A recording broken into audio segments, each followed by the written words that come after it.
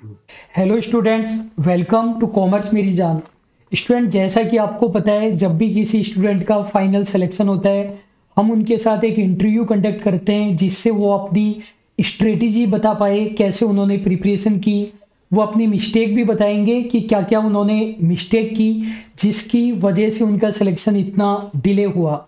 यदि हम interview conduct नहीं करेंगे तो आपको लगेगा कि स्टूडेंट ने 1 डेढ़ 2 महीने पहले कोर्स लिया होगा, सिलेक्शन हो गया होगा, लेकिन हर सिलेक्शन के पीछे बहुत टाइम की मेहनत होती है और वो रियल स्ट्रगल आपको पता चल सके और आपकी भी प्रिपरेशन अच्छी हो सके, इसीलिए ये इंटरव्यू कंडक्ट कर रहे हैं। तो आज हमारे साथ हनुमानगढ़ से पुनीत शर्मा जी है, जिनका संगणक में फाइनल सिलेक्शन हो गया है। तो पुनीत जी, सबसे पहले तो आपको और आपकी फैमिली को बहुत बहुत congratulations. Thank you sir, thank तो पुनीत जी, सबसे पहला क्वेश्चन हमारा यही है कि जब रिजल्ट आया संगणक का फाइनल और आपको लिस्ट में अपना नाम नजर आया, तो क्या रिएक्शन रहा आपका और आपके मिलने वालों का? सर। वैसे तो जैसे एग्जाम दिया था और उसके बाद में आंसर की वगैरह मैच की थी, तभी एक्सपेक्टेड लग ही रहा था कि भी सिलेक्शन तो हो ही गया। लेकिन जो पिछली बार की कट ऑफ का देखें तो उससे भी बहुत ज़्यादा जैसे मार्जिन था, 10-12 नंबर का गैप था, 10 नंबर का। लेकिन फिर भी एक वो जब तक फाइनल लिस्ट में आप अगर आप खुद का नाम नहीं देखते तब तक वो फीलिंग नहीं आती है अंदर से खुशी वाली। इवन प्रोविजनल लिस्ट आती है ना, तभी भी आपको एक कहीं ना कहीं मन में डाउट रहता ही है। तो ऑफ कोर्स फाइनल लिस्ट आने के बाद में बहुत खुशी हुई, फैमिली को भी बहुत खुशी हुई। स्टूडेंट, संगणक में टोटल 625 सीट्स थी, बढ़ा करके 625 कर दी गई थी। अभी रिजल्ट 490 का है, बाकी का भी रुका हुआ है कुछ डीवी वगैरह के कारण। और फाइनल स्कोर भी बता दिया गया है। पुनीत जी के 78.3754 मार्क्स है, बहुत ही अच्छे मार्क्स हैं। तो इनको पहले से ही लग रहा था कि सिलेक्शन हो जाएगा, फिर भी थोड़ा बहुत कंफ्यूजन रहता ही है। अभिषेक सर। पुनीत जी, सबसे पहले तो आपको बहुत बहुत बधाई आपके फाइनल सिलेक्शन के लिए। Thank you sir. Puneet ji, जो आपकी संगणक की जो तैयारी रही उसका पैटर्न क्या रहा? मतलब कि आपने कितने मंथ तैयारी की, कितने आवर्स आप डेली बेसिस के ऊपर स्टडी करते थे? एक बार आप अगर वो बता पाओगे तो स्टूडेंट के लिए काफी बेनिफिट रहेगा। सर, तैयारी की अगर बात करें तो वैसे 2021 में जो भर्ती थी संगणक की, उस टाइम भी मैंने प्रिपरेशन की थी। उस टाइम मैंने 2 ढाई महीने प्रिपरेशन की थी। उसके बाद में एक जैसे शादी आ गई थी फैमिली में, उस वजह से वो फिर छूट गई थी तैयारी। इस भर्ती की बात करें तो मैंने पहले ये एग्जाम अक्टूबर में होना था 2023 में। उससे 4-5 महीने पहले मैंने एकदम जैसे मन लगा के डेडिकेटेड सिर्फ इसी इसी एग्जाम के लिए मैंने तैयारी शुरू कर दी थी। और मैं दिन में लगभग 6 घंटे पढ़ता था।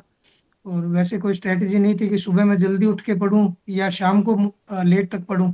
ऐसा मैंने कभी नहीं किया। सुबह आराम से जैसे 8 बजे उठ के और दिन में पूरे दिन पढ़ाई की, शाम को आराम से सो जाता था। लगभग बस कितने मंथ बता एक रहे हैं कि? पोमोडोरो की 6-7 घंटे की तैयारी, या आप मान लो 8 महीने, लगभग 8-9 महीने की अच्छी तैयारी। मतलब कंटिन्यू तैयारी की है इन्होंने। हाँ, कंटिन्यू की, बिल्कुल डिसिप्लिन तरीके से सिर्फ इसी एग्जाम्स के लिए इतनी तैयारी की थी। स्टूडेंट, एक और खास बात आपको बताना चाहेंगे। ये नहीं कि आपको अच्छी अच्छी बातें ही पता चले। 2021 में जब इन्होंने संगणक का एग्जाम दिया था, लगभग 55 इनका स्कोर था।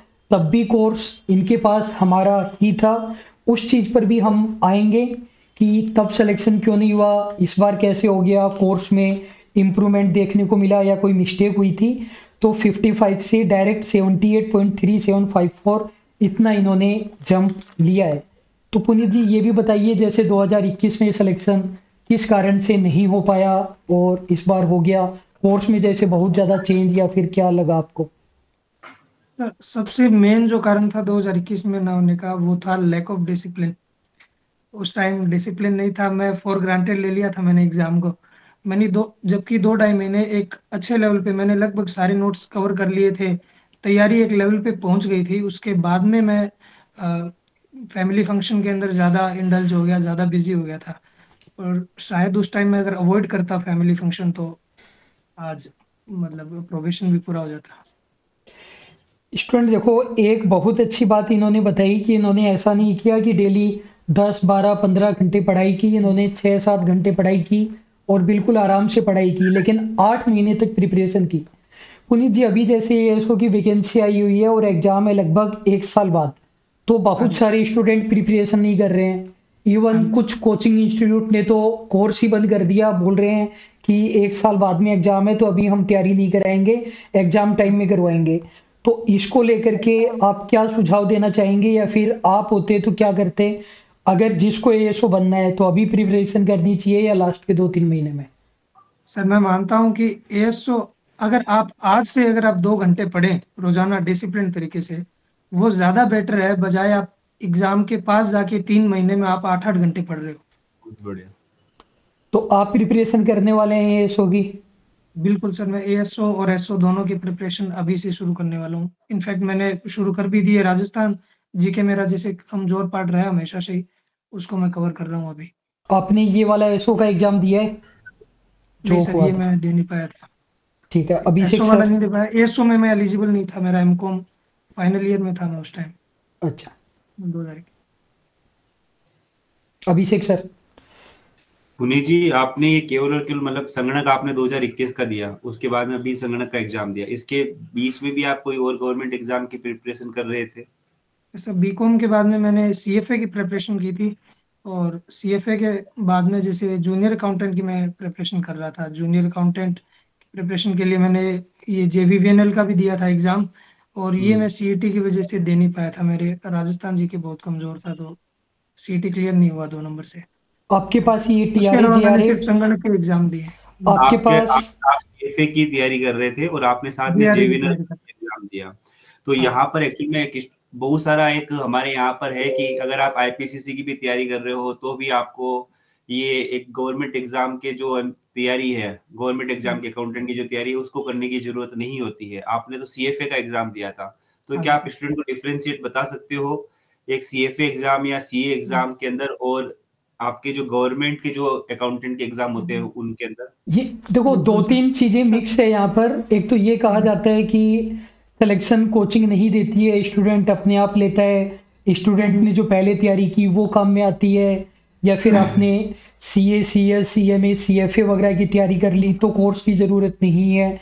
तो आपने जैसे इतने टाइम प्रिपरेशन की है, तो आपको क्या लगता है, मतलब सेल्फ स्टडी में और कोर्स में क्या डिफरेंस रहता है? और स्टूडेंट जैसे टीचर के थ्रू प्रिपरेशन करता है, सेल्फ करता है, तो क्या डिफरेंस नजर आता है, वो आप बताइए। सर कोचिंग का मैं मानता हूँ, गवर्नमेंट एग्जाम्स के लिए कोचिंग का अगर हम बात करें, तो जो नोट्स बनाने का तरीका है, स्पेशली सीएमजे का जो नोट्स का तरीका है, आधी प्रॉब्लम तो आपकी वहीं से सॉल्व हो जाती है। जैसे सीएफए के अंदर या जो प्रोफेशनल कोर्सेज है सीए वगैरह, उनके अंदर डिस्क्रिप्टिव मैटर होता है। उनके जो पूछने का तरीका है वो अलग होता है, और गवर्नमेंट एग्जाम्स के अंदर अलग होता है। तो अगर आप इस चीज की आप तैयारी कर रहे हो, तो कोचिंग तो मैं मानता हूँ आपको ज्वाइन करनी चाहिए। चाहे आपका वो मैटर पहले से सारा कंप्लीट हो, पर कोचिंग जरूर ज्वाइन करनी चाहिए। उससे आपको किस टाइप के क्वेश्चंस एग्जाम में आएंगे, उस पे कमांड बनती है। स्टूडेंट पुनीत जी ने दो तीन चीजें बताई, और उनको भी मैं आप लोगों के लिए आसान करके बता रहा हूँ। देखो, पहली बात तो जो प्रोफेशनल कोर्सेज है और गवर्नमेंट कंपटीशन एग्जाम है, इनमें सिलेबस भले ही सेम हो लेकिन तरीका हाँ, बिल्कुल अलग अलग वही होता है। आप ये नहीं निकाल कर लो। सकते कि सीए सीएस सीएमए सीएफए का एग्जाम दे करके डायरेक्ट गवर्नमेंट कंपटीशन एग्जाम में बैठें। दोनों की तैयारी बिल्कुल अलग अलग है, क्वेश्चन अलग अलग स्ट्रेटजी टाइप के अलग है, आते दोनों हैं। की अलग स्ट्रेटजी है। यहाँ कंपटीशन एग्जाम में इजी क्वेश्चन आते हैं, फैक्चुअल क्वेश्चन आते हैं, वहां हाँ। पर वो प्रैक्टिकल नॉलेज चेक करते हैं। दूसरा पॉइंट इन्होंने ये बताया कि अगर टीचर की हेल्प लेते हैं, कोर्स लेते हैं, तो थोड़ा सा आसान हो जाता है। जैसे मान लो कि नोट्स इन्होंने बताया कि हमारे नोट्स से टू द पॉइंट है। मान लीजिए आप कोचिंग नहीं लेंगे तो भी सिलेक्शन तो हो जाएगा, लेकिन उन नोट्स के कारण जो आपका टाइम सेव हो रहा है, वो मेहनत आपको बहुत ज्यादा एक्स्ट्रा करनी पड़ जाएगी, और उसके बाद भी उतना इम्प्रूव्ड वर्जन आपको नहीं मिलेगा। और एक एक्स्ट्रा पॉइंट मैं अपनी तरफ से ऐड कर रहा हूं कि आप कोर्स लीजिए, लेकिन चाहे एक बार ले लीजिए। मान लीजिए आपने एक बार संगणक के लिए कोर्स लिया, उसको कंप्लीट कीजिए, अच्छे से नोट्स बनाइए, फिर से वैकेंसी आती है तब मत लीजिए, चाहे प्रैक्टिस करते रहिए। बिल्कुल। हाँ, उनमें से अगर आप अपनी प्रोफेशनल जो पहले की नॉलेज है उसमें से कुछ ऐड करना चाहते हो तो कर सकते हो बाद में, तो पहले कम से कम 2 बार उन नोट्स को ही, जो कोचिंग के नोट्स हैं, पहले 2 बार उनको अच्छे से पढ़िए। उसके बाद में टाइम अगर बचता है, जैसे वैकेंसी आगे शिफ्ट हो गई थी, पहले अक्टूबर में एग्जाम था, फिर मार्च में हो गया था, तो फिर मैंने उसके अंदर कुछ खुद की तरफ से जैसे कुछ पॉइंट्स ऐड किए थे। अदरवाइज कोचिंग के नोट्स मोर देन सफिशिएंट है। सीएमजे के अगर आप कोचिंग के भी पढ़ोगे तो भी मोर देन सफिशिएंट। और ये भी हमने बता रखा है कि 2-3 एक्स्ट्रा ब्लैंक पेजेस जरूर लगाएं, और आपको कहीं से भी कुछ भी पता चल रहा है वो नोट्स में एक्स्ट्रा ऐड करते जाएं, लेकिन पहले वो कीजिए जो आपके पास कोर्स के अंदर है। पुनीत जी, ये बताइए कि आपने नोट्स बनाए या प्रिंट आउट करवाए, और कितनी बार रिवीजन किया, बार बार नोट्स से किया या वीडियो से किया, या एमसीक्यूज बार बार किए, और कोई अदर मटेरियल भी फॉलो किया क्या, मार्केट से बुक या कोई एक्स्ट्रा कोर्स सीएमजे के अलावा? सर नोट्स का मैंने प्रिंट आउट नहीं निकलवाया। मैंने जो पीडीएफ फॉर्म था उनको लैपटॉप में खोल के उनके खुद को देख के खुद से नोट्स बनाए। उससे एक तो क्या मेमोरी आपकी, अगर आप किसी चीज को लिखते हो तो वो सबकॉन्शियस के अंदर वो आपको ज्यादा याद रहता है, ऐसा मुझे लगता है। तो मैंने खुद उन नोट्स को लिखा था, और कुछ और अगर मैं उनको शॉर्ट कर सकता हूँ तो उसको ऐसे फॉर्मेट में लिखा था, कुछ और शॉर्ट करके। उनका 2 बार मैंने रिवीजन किया। 2 बार रिवीजन करने के बाद मेरे पास जो सीएफए का मटेरियल पड़ा था, उसमें से मैंने उसमें कुछ चीजें ऐड की। और पर जैसे एग्जाम का जो लेवल आया था संगणक का, मुझे लगता है शायद वो ऐड नहीं भी करता तो भी मतलब वो मोर देन सफिशिएंट है। आपने वीडियोज बार बार देखे या कितनी बार देखे, और बार बार रिवाइज कैसे किया? तो वीडियो मैंने एक ही बार देखे थे, उसके बाद में जो शॉर्ट नोट्स मैंने तैयार किए थे, लिखे थे, उन्हीं को मैंने बार बार रिवाइज किया। स्टूडेंट, वैसे तो हम लोग एडवाइस देते हैं कि आप प्रिंट आउट निकलवाइए, नोट्स मत बनाइए, और अगर उन्हीं समय की में कमी है, 3-4 महीने और है, तो उन्हीं में एक्स्ट्रा प्रिंट चीजें आउट आप नहीं। लिख सकते हैं। लेकिन संगणक और एएसओ में सब्जेक्ट कम है, 4 ही सब्जेक्ट है, या मेन सब्जेक्ट तो 2 ही है, स्टैटिक्स एंड इकोनॉमिक्स। तो यहाँ पर आप चाहे तो नोट्स बना सकते हैं, लेकिन जो बाकी के कोर्सेज है, जूनियर अकाउंटेंट वगैरह, वहां पर बहुत ज्यादा हाँ, सब्जेक्ट हो उसमें जाते हैं, सब्जेक्ट ज्यादा है, मटेरियल तो ज्यादा है। वहां तो आपको बनाने निकलवाने ही पड़ेंगे। यहाँ पर आप चाहें तो बना सकते हैं, और नोट्स टू द पॉइंट है, प्रिंट आउट से भी आपका काम चल जाएगा। हाँ, बुलेट फॉर्म में नोट्स है, और जो इम्पोर्टेंट टर्म्स है वो कलर की हुई है, तो अगर आप वैसे भी रिवीजन कर सकते हो बड़े तो भी बड़े बहुत बढ़िया। पैराग्राफ नहीं है, दोनों हाँ, लैंग्वेज में पैराग्राफ नोट्स नहीं है। है। इंपॉर्टेंट टर्म्स को अलग कलर में किया हुआ है, हिंदी इंग्लिश दोनों में है। और डिस्क्रिप्टिव में और एमसीक्यू में यही फर्क है। डिस्क्रिप्टिव में उसको आपको रिवाइज ही नहीं कर सकते आप उसको बार बार में। पुनीत जी, एक स्टूडेंट है ना, ये शिकायत करते हैं स्टेटिक्स में खासकर, कि हमने क्या कर रखा है, स्टेटिक्स में सब्जेक्टिव एग्जांपल्स दे रखे हैं, कि जो भी आपने पढ़ा, मतलब कोरिलेशन रिग्रेशन वगैरह सबके सब्जेक्टिव एग्जाम्पल दे रखे हैं, और वो मतलब लाइव क्लास के दौरान भी स्टूडेंट को भी करना होता है, और हमने भी करवा रखे हैं। तो स्टूडेंट बोलते हैं कि एग्जाम में तो एमसीक्यू आएंगे, उसको करवाने की क्या जरूरत है? तो आप बताइए कि जरूरत है, नहीं है, करने से कोई फायदा वगैरह? सब फायदा तो होता है इससे, नो डाउट, क्योंकि सब्जेक्टिव से आपका कॉन्सेप्ट क्लियर होता है। एमसीक्यूज में तो एक टाइप से वो फैक्ट बेस्ड के लिए हो गए। अगर कॉन्सेप्ट क्लियर करना है तो सब्जेक्टिव क्वेश्चन, आपने एक सब्जेक्टिव क्वेश्चन पूरा कर लिया मन लगा के, चाहे उसमें 10-15 मिनट लगे, और फिर उसके अंदर से आपको कोई भी क्वेश्चन अगर बीच में से, जैसे आजकल ट्रेंड चल रहा है, इवन राजस्थान में भी एनालिटिकल क्वेश्चंस पूछने का ट्रेंड चल रहा है, तो बीच में अगर किसी ने कंसेप्ट पे एनालिटिकल क्वेश्चन पूछ लिया तो उसमें फिर आप फंस जाओगे, अगर आपने सिर्फ एमसीक्यूज ही किए हैं तो। स्टूडेंट, सब्जेक्टिव क्वेश्चन आपको करने ही करने पड़ेंगे। Even accountancy, income tax, posting FM, सभी सब्जेक्ट में हमने सब्जेक्टिव डाल रखे हैं, छोटे छोटे ही डाल रखे हैं, लेकिन उसी से आपका कॉन्सेप्ट क्लियर होगा। अभिषेक सर। पुनीत जी, मेरा जो क्वेश्चन रहेगा वो रहेगा कि आपको सीएमजे के बारे में कहाँ से पता चला, सीएमजे के कोर्सेज के बारे में कैसे पता चला, और आपने 2021 में भी संगणक का एग्जाम दिया था सीएमजे के कोर्स से, हाँ जी। उसके बाद में आपने अभी वाला एग्जाम भी आपने सीएमजे के कोर्स से दिया था, तो आपको वहां पर क्या डिफरेंशिएट लगा? और मतलब एक तरह से आप कोर्स से जो पढ़ने का जो तरीका था वो आपका कैसा रहा, वो बताइए सर। सर सबसे पहले मेरे को तैयारी घर से ही करनी थी। घर पे मैं ऑनलाइन में ज़्यादा कंफर्टेबल था, तो मैं ऑनलाइन कोर्सेज यूट्यूब पे मैंने सर्च किए अलग अलग, सबका मैंने कंटेंट देखा और वीडियोस देखे, लेक्चर देखे। तो सीएमजे के जैसे आपने नोट्स की पीडीएफ डाल रखी थी शायद एक टेलीग्राम पे, वो नोट्स सबसे इम्पोर्टेंट, वो नोट्स मेरे को बहुत अच्छे लगे। मतलब जिस फॉर्मेट के अंदर वो नोट्स थे, बिल्कुल टू द पॉइंट, डिस्क्रिप्टिव होते हुए भी शॉर्ट लग रहे थे, वो क्रिस्प लग रहे थे कंटेंट, तो इसलिए मैंने सीएमजे को चूज किया। ऑनलाइन प्लेटफॉर्म से यूट्यूब के ऊपर माध्यम से मेरे को पता चला CMJ का। कोर्स लेने के बाद जैसे क्या एक्सपीरियंस रहा, और मोस्ट इम्पोर्टेंट कुछ भी जो कमी रही हो, कोर्स जैसे डिले हुआ हो या फिर एक दो चैप्टर लेट आए हो, कुछ टॉपिक मान लो नहीं हुए हो, क्योंकि कंपटीशन एग्जाम में हमें 100 में से 100 नहीं लाने हैं, हमें उतना कवर करना है अच्छे से कि हमारा एग्जाम क्लियर हो जाए।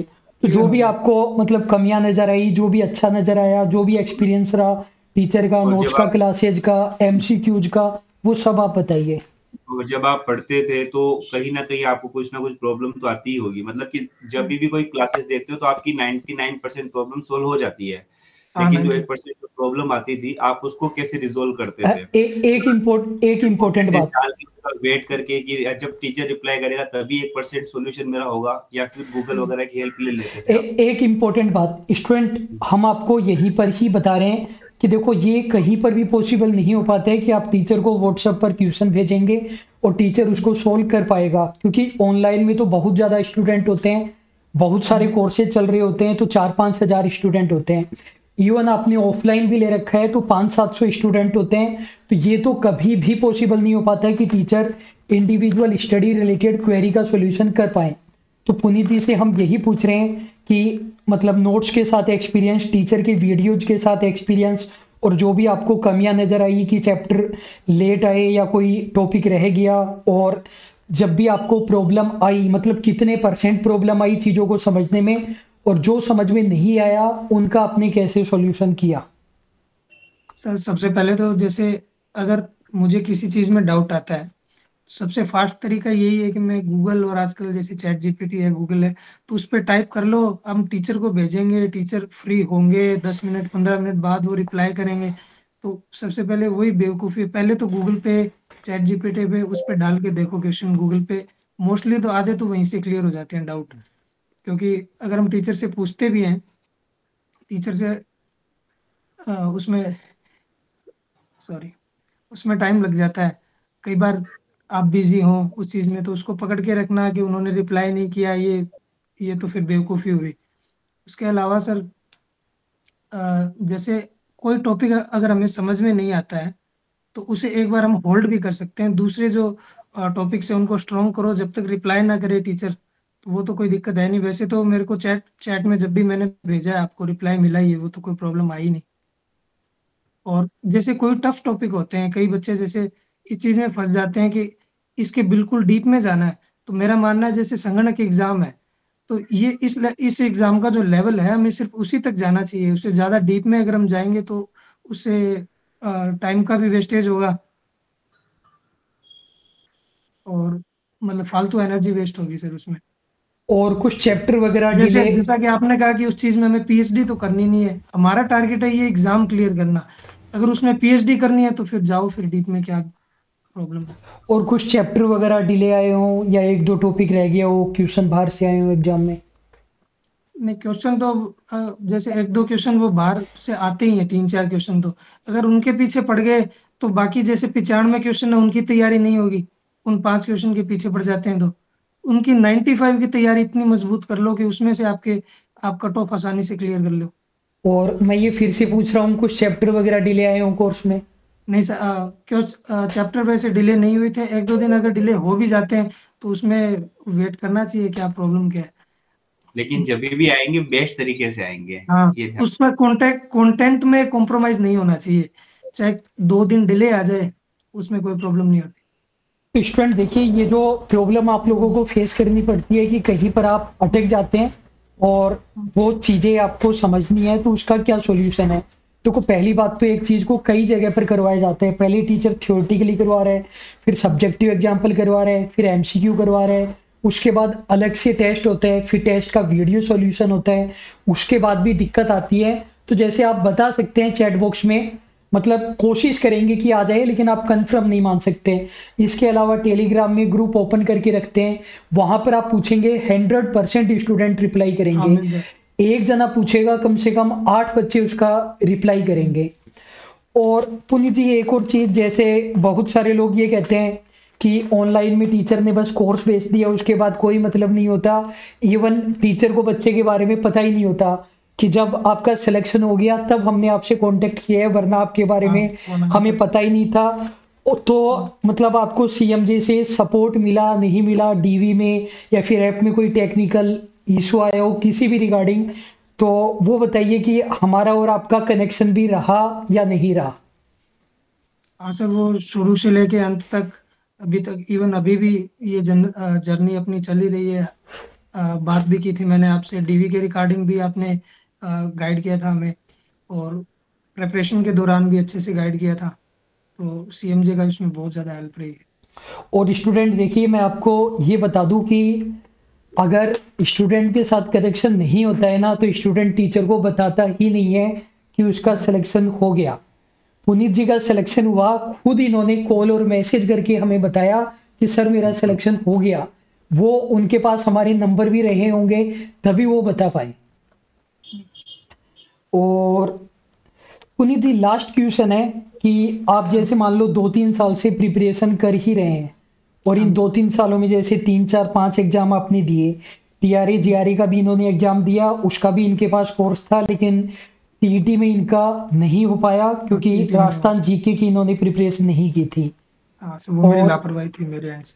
और पहले जेवीवीएनएल का भी दिया था, उस टाइम उन्होंने वैसे ही डायरेक्ट एग्जाम दिया। उसमें, हाँ, वो प्रेपरेशन उसमें नहीं, तो ज़्यादा प्रेपरेशन नहीं की पुनीत थी जी मैंने ये सर। बताइए कि इन 2-3 सालों के दौरान जो भी आपकी मिस्टेक्स रही, हाँ सर। जो आप अब समझ पाए कि ये मिस्टेक नहीं होती, तो अब तक आपका प्रोबेशन क्लियर हो जाता।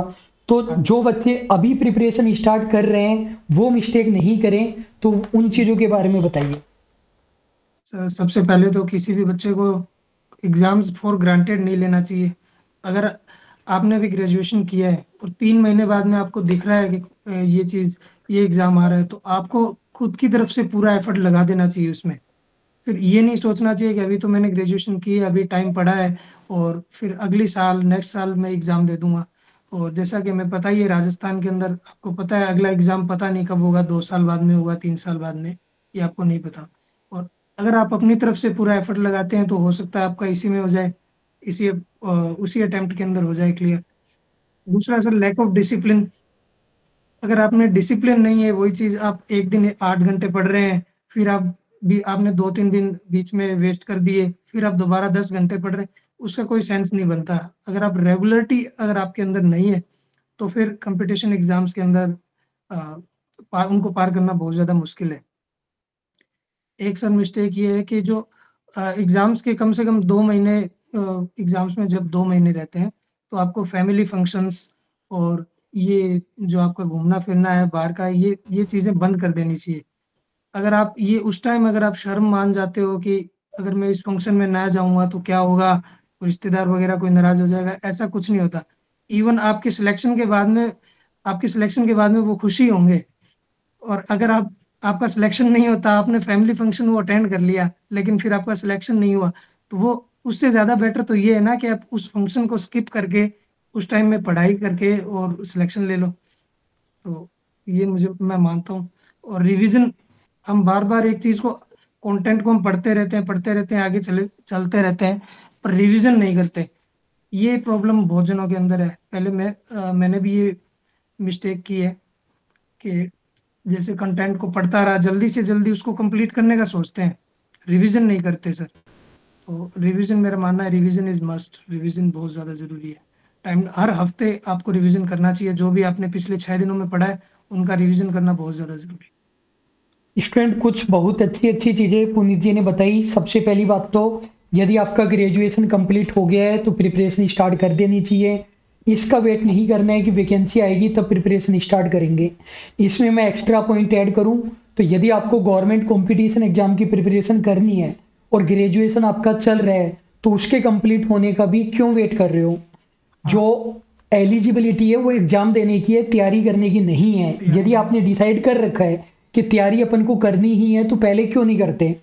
11th-12th के स्टूडेंट को पीएमटी की तैयारी करवाई जा रही है, जेडब्ल्यू की वो प्रिपरेशन स्टार्ट कर देते हैं, पीए वगैरह की क्लासेज स्कूल में चलाई जा रही है, तो आप लोग प्रिपरेशन क्यों नहीं स्टार्ट करते। दूसरा पॉइंट इन्होंने बताया कि आप कंसिस्टेंसी रखिए, चाहे आप डेली 2 घंटे पढ़िए, लेकिन ये नहीं कर सकते कि आपने 2 दिन नहीं पढ़ा फिर आपने ज़्यादा ज़्यादा पढ़ लिया। तीसरी बात, एग्जाम से कम 2 महीने पहले आपको सब कुछ छोड़ना पड़ेगा। इवन ये देखने को आता है कि जिसकी शादी है वो 4-5 दिन की छुट्टियां कर रहे हैं, और जो घर के बच्चे हैं वो 15-15, 20-20 दिन पढ़ाई वगैरह छोड़ रहे हैं। तो वो चीजें आपको देखनी पड़ेगी। घर पे पढ़ाई नहीं कर पा रहे हैं तो लाइब्रेरी वगैरह के थ्रू कीजिए। और सबसे इंपॉर्टेंट बात है रिवीजन। चाहे आप 100% तैयार मत कीजिए, 90% कीजिए। इवन जब हम सीए वगैरह को पढ़ाते थे, मैं और अभिषेक सर, तब भी हम यही कहते थे कि आप 12 चैप्टर मत करो, 10 कर लो, लेकिन कम से कम उनको अच्छे से करो। ये भी मत करो कि 12 के 12 चैप्टर में इंपॉर्टेंट कर रहे हो, 10 चैप्टर कर रहे हो, वो सब कुछ कर लो चाहे इंपॉर्टेंट हो या नहीं हो, क्योंकि हमें नहीं पता इस बार क्या इंपॉर्टेंट होने वाला है। तो और क्लास के दौरान भी हमने बताया कि आपने एक क्लास पढ़ ली, दूसरी कर रहे हैं तो दोनों के नोट्स का रिवाइज करो, तीसरी क्लास कर रहे हैं तीनों की क्लास का रिवीजन। ऐसे जब आप 20वीं क्लास देखेंगे तो पहली क्लास का 19 बार रिवीजन हो चुका होगा। क्लासेज बार बार नहीं, नोट्स बार बार करने हैं। अभिषेक सर और कुछ? नहीं सर। तो ये थे पुनीत जी, जिन्होंने बहुत अच्छी अच्छी बातें बताई। स्टूडेंट और कुछ भी आपको जानना हो तो वो आप कमेंट बॉक्स में पूछ सकते हैं। आपको कौन सी बात पुनीत जी की सबसे अच्छी लगी ये भी आप कमेंट बॉक्स में बताइए। और पुनीत जी उम्मीद करते हैं कि इस बार आपका एएसओ में भी सिलेक्शन हो जाए और एसओ की वैकेंसी आए तो उसमें भी हो जाए। आपको और आपकी फैमिली को बहुत बहुत congratulation. Thank you. Thank you sir, thank you very much. Thank you Abhishek sir. Thank you. Okay.